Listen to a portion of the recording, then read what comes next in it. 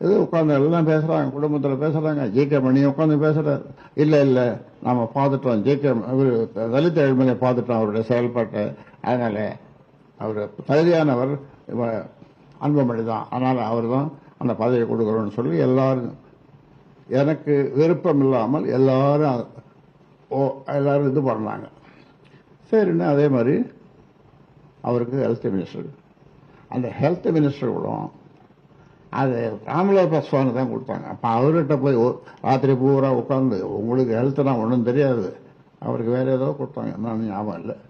அதனால இனி அதுக்கு பொருத்தமான ஒரு ஆள் கோலம் என்னமோ கொடுத்தாங்க. அப்புறம் அதை மாற்றி இவர் ஹெல்த் மினிஸ்டர் வாங்கி கொடுத்தேன்.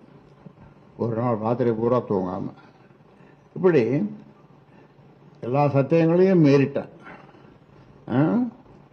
நான் எந்த காலத்திலும் எந்த பதவிக்கும் எந்த இதுக்கும் போக மாட்டேன்ற அந்த ஒரு சத்தியம் அது இன்னைக்கு வரைக்கும் இருக்குது, என்னைக்கும் இருக்கும்.